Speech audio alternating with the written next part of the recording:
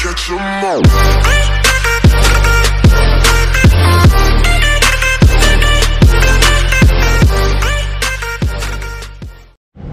Bon bah voilà, une petite vidéo, toujours pareil, sous forme de... Voilà, gros plan d'abord sur la moto, et j'espère que vous allez deviner où on se trouve. Voilà, le V-Mat toujours, pas encore. Alors là, vous allez voir où on se trouve, c'est vraiment super beau. Et voilà, regardez comment c'est magnifique. C'est vraiment super.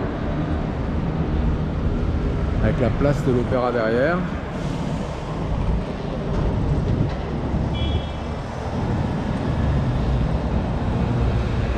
Voilà, l'Opéra Garnier.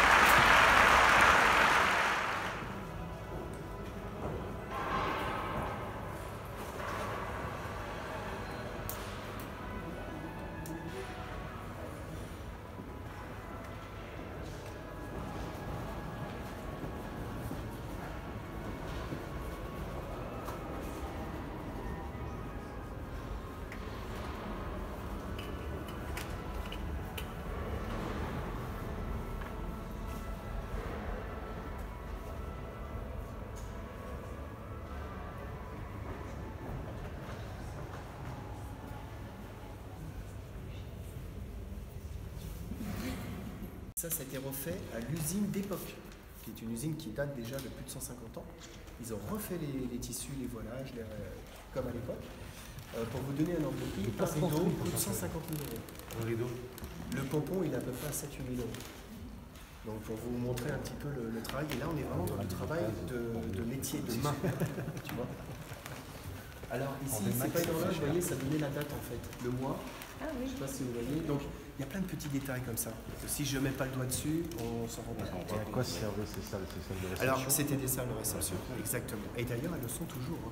L'opéra se loue pour des mariages, pour des grosses sociétés qui font des meetings, des présentations, des défilés de mode, Des conventions, ouais. Ah oui, tu as accès ici, tout à fait. Sauf quand il y a ce que nous on appelle des calas, où là c'est privé, et là tu viens dans ton spectacle, tu le casses. Et toute la partie là est privée. Et ça représente les 4 énergies de l'époque. Alors, est-ce que vous voyez un peu les détails?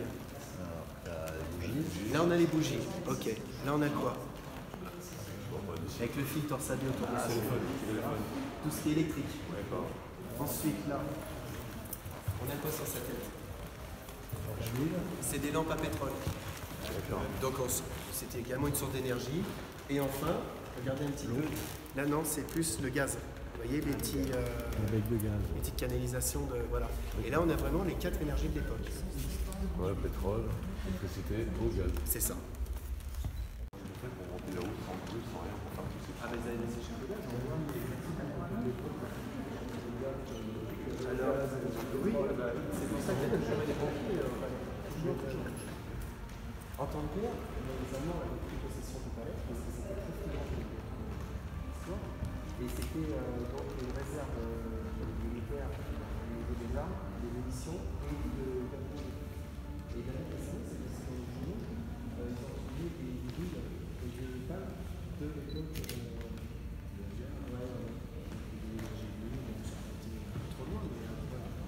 stand de tir aussi qui est là. Il y avait tout ça. Non, à l'époque, on voulait faire quelque chose avec une assos. Voilà. Donc chaque guide aura sa version, aura sa façon de romancer, d'expliquer les choses. D'accord. Donc de ce côté-là, il y a les écuries, de l'autre côté, il y a le grand secours qu'on va aller voir, avec toutes les vannes dont je vous parlais, vous vous rappelez de ça, séquence canalisation, etc. Voilà, donc là on est vraiment au centre. Donc toutes les voûtes que vous voyez, qui pour nous c'est normal qu'elles soient dans ce sens-là, dans la cuve, elles sont identiques mais inversées. Voilà, on a des voûtes inversées pour justement contrepousser.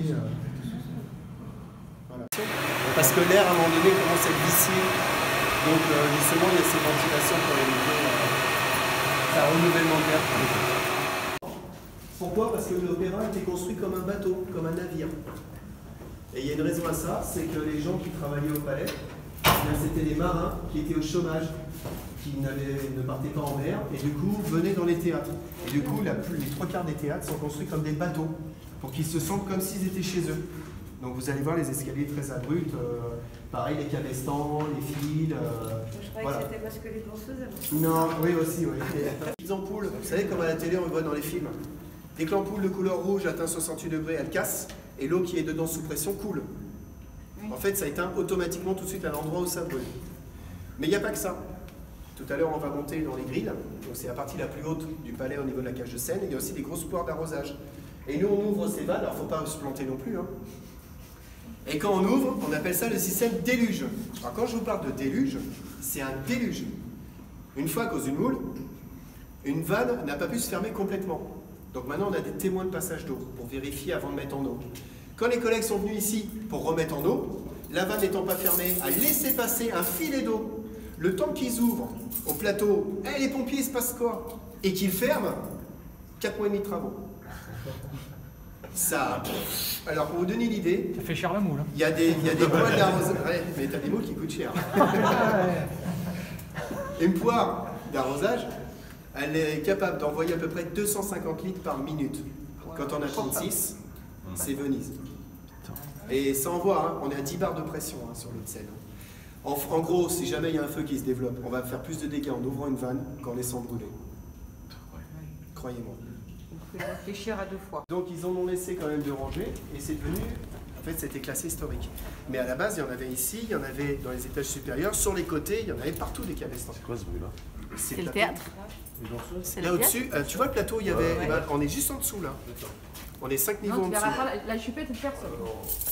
Voilà, on est 5 niveaux en dessous. C'est comment que les mecs savaient qu'il fallait des sortes de rideaux? Eh ben attends, avec des trombones, tu sais, des trompes là, tu sais, ils s'envoyaient des messages.